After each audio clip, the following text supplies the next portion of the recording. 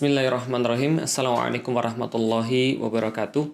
Alhamdulillah, puji dan syukur senantiasa kita panjatkan kepada Allah Subhanahu wa Ta'ala atas rahmat dan karunia-Nya, atas kesabaran-kesabaran yang telah dianugerahkan untuk kita, dan atas keimanan yang telah dititipkan di dalam dada kita.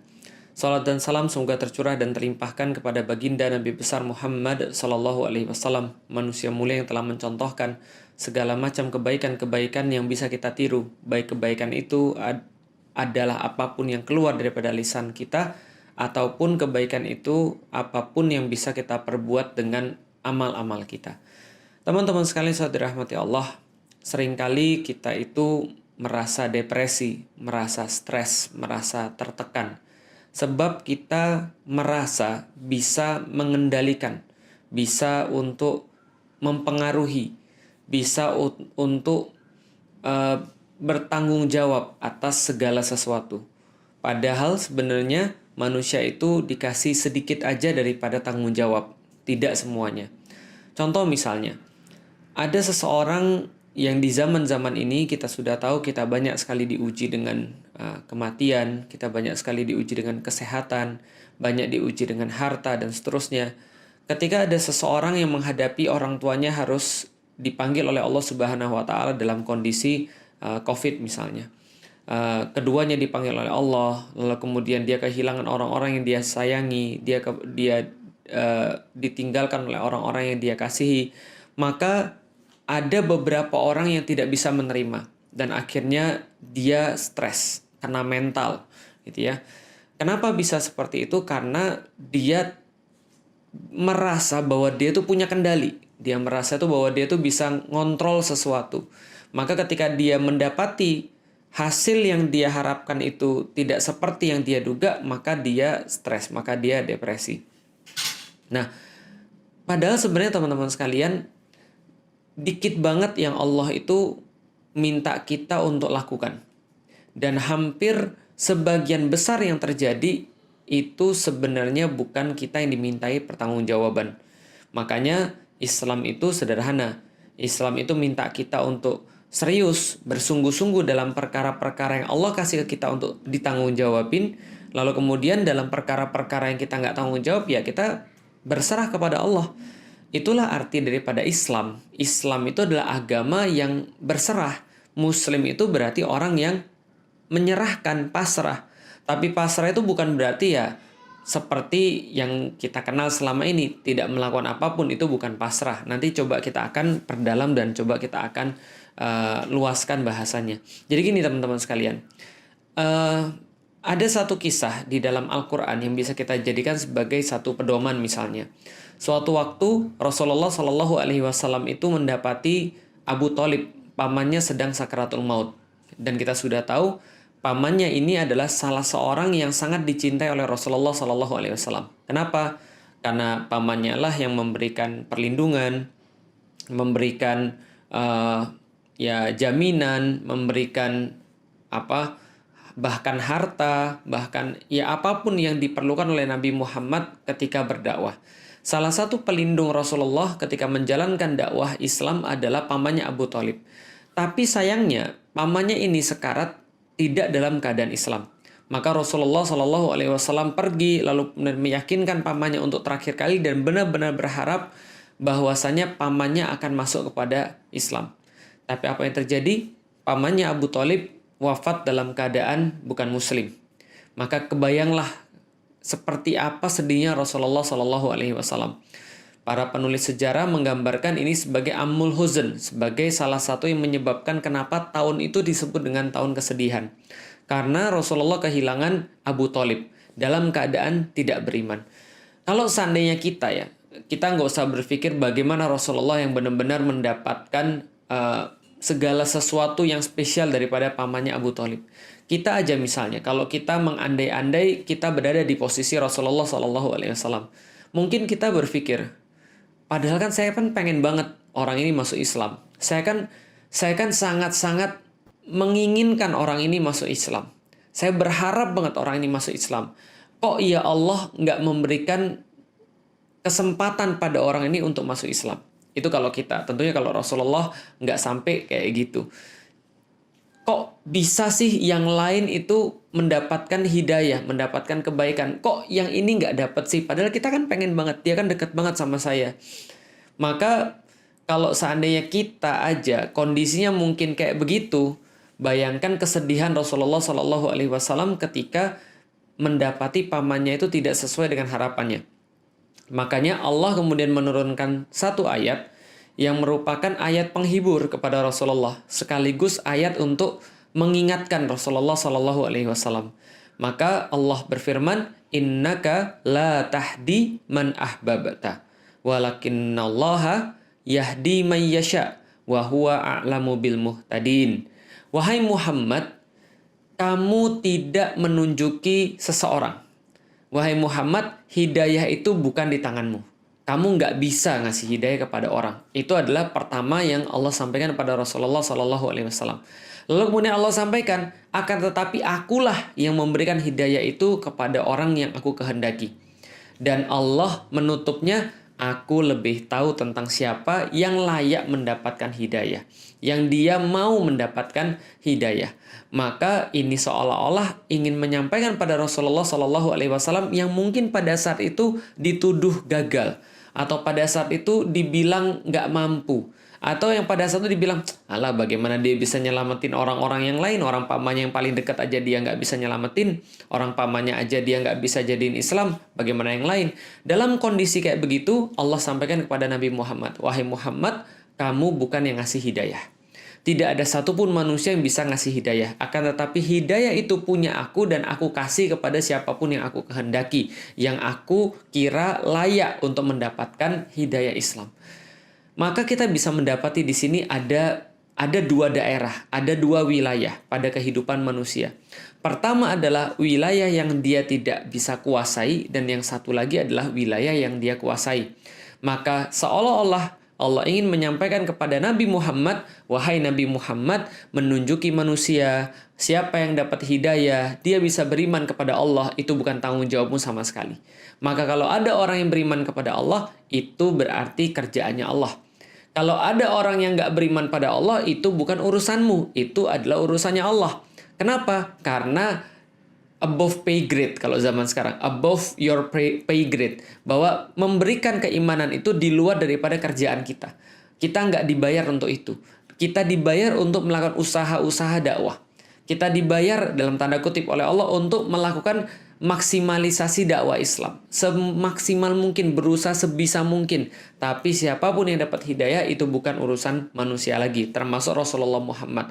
Lalu Allah menegaskan, itu urusan saya.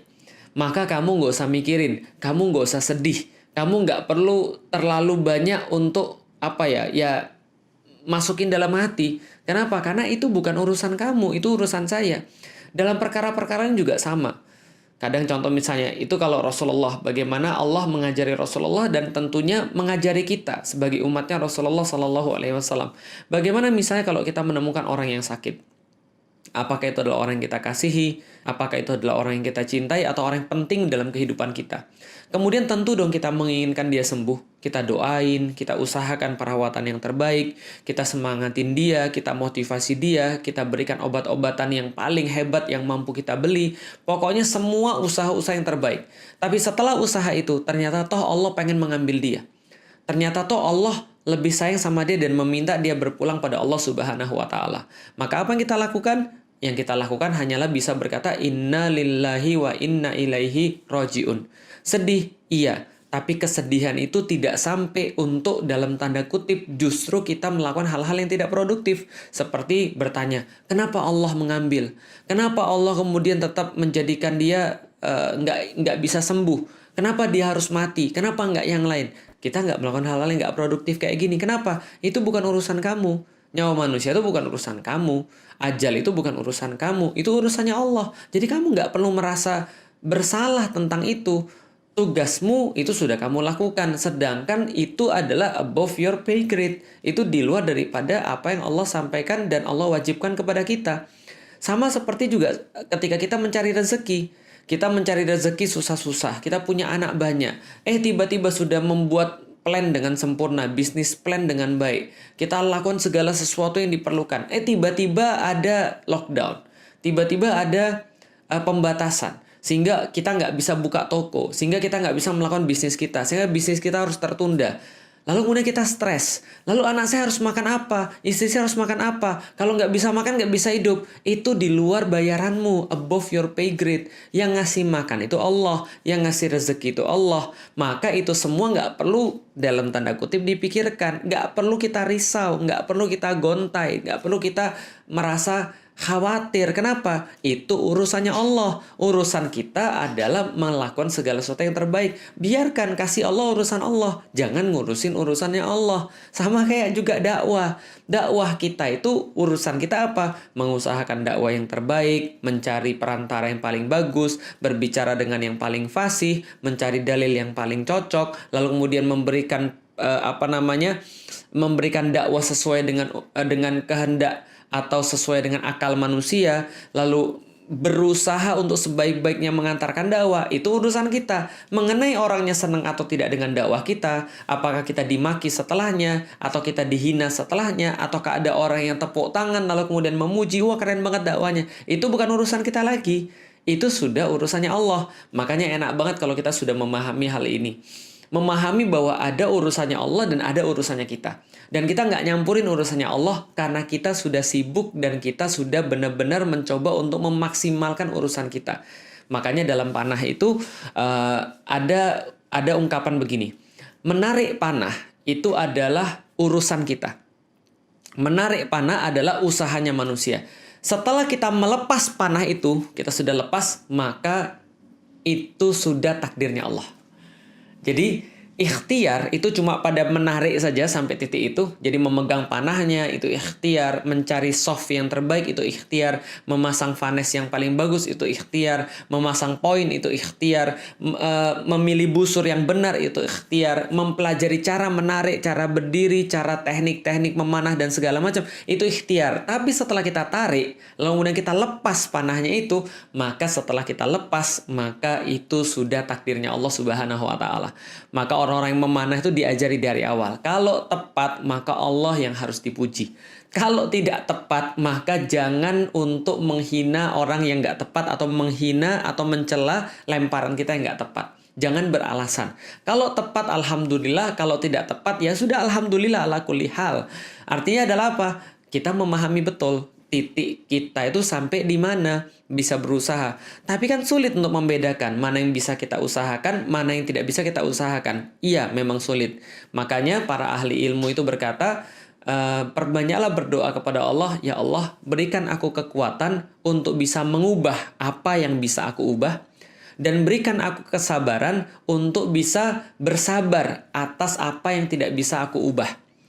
Dan kebijaksanaan untuk membedakan mana yang bisa aku ubah dan yang nggak bisa aku ubah. Jadi saya ulangi ya. Jadi perbanyaklah doa, berikan aku kekuatan ya Allah untuk bisa mengubah yang bisa diubah. Dan berikan kesabaran untuk perkara-perkara yang nggak bisa saya ubah. Dan kebijaksanaan untuk bisa membedakan mana yang bisa diubah dan mana yang nggak bisa diubah. Karena memang agak sulit membedakan mana yang bisa kita ubah dan mana yang kita nggak bisa ubah. Contoh misalnya, suatu waktu ada seseorang, ini yang salah kaprah ya, contoh yang salah kaprah. Dia itu kalau tadi kan contohnya gini, kalau tadi contohnya ada seseorang yang dikasih oleh Allah perkara-perkara yang dia nggak bisa ubah, dan dia merasa bahwa dia merasa nyesel, dia merasa stres karena dia merasa dia bisa mengendalikan sesuatu. Contoh, ada seseorang yang sakit tadi. Dia udah berusaha semaksimal mungkin memberikan pengobatan yang paling bagus, memberikan perawatan yang paling bagus, menyiapkan segala macam sesuai dengan prinsip-prinsip kesehatan. Toh dia masih mendapati keluarga yang dia cintai atau orang-orang yang dia kasih diambil oleh Allah Subhanahu wa taala. Maka dia stres, dia depresi sampai itu kontraproduktif terhadap kehidupan dia. Maka orang ini dia GR, merasa bahwa dia bertanggung jawab padahal Allah nggak ngasih dia tanggung jawab di situ. Ajal urusan Allah, dia merasa dia bisa untuk ngurusin ajal. Dia merasa dia bisa untuk ngurusin yang mana yang hidup dan mana yang mati. Ini adalah kontraproduktif. Ini adalah sesuatu yang salah. Tapi ada juga salah dari sisi lain. Kalau tadi salahnya adalah dia merasa bisa ngurusin hal-hal yang nggak bisa dia ubah. Dia merasa bisa mengendalikan perkara-perkara yang nggak bisa dia ubah. Tapi ada satu lagi, yaitu adalah orang yang nggak mengubah perkara-perkara yang bisa dia ubah. Orang yang nggak berusaha tidak maksimal dalam perkara-perkara yang mampu dia lakukan. Padahal itu hal yang bisa dia kuasai, dia bisa kendalikan. Dan dia beralasan ini sudah takdir. Contoh misalnya, ada orang yang datang ke kantor telat. Setiap hari datangnya telat. Harusnya datangnya jam 8, datangnya jam setengah 10. Ketika dia ditanya, kenapa kamu telat? Jawabannya, takdir, Pak. Maka ini adalah contoh orang yang malas, nggak mau berusaha. Contohnya lagi misalnya, dia sudah tahu bahwasanya di depan itu ada problem, ada wabah misalnya. Di depan itu ada penyakit misalnya. Tapi dia mengatakan, udahlah urusan mati atau hidup itu adalah urusan Allah. Ajal itu urusan Allah. Toh kalau saya mati saya juga syahid. Maka dia kemudian pergi ke sana tanpa perlindungan, tanpa protokol kesehatan, tanpa melakukan apapun. Lalu kemudian setelah sampai di situ dia terkenal, lalu kemudian dia meninggal. Kalau ada wabah seperti di zamannya Umar misalnya, maka ini adalah orang yang tidak memperhatikan usaha, tidak melakukan ikhtiar. Padahal ini perkara-perkara yang bisa dia kuasai, yang bisa dia ubah gitu maksudnya. Bukan perkara yang tadi, bukan perkara yang sudah menjadi takdirnya Allah Subhanahu wa Ta'ala. Atau gampangnya gini, dia ikut pertandingan panah.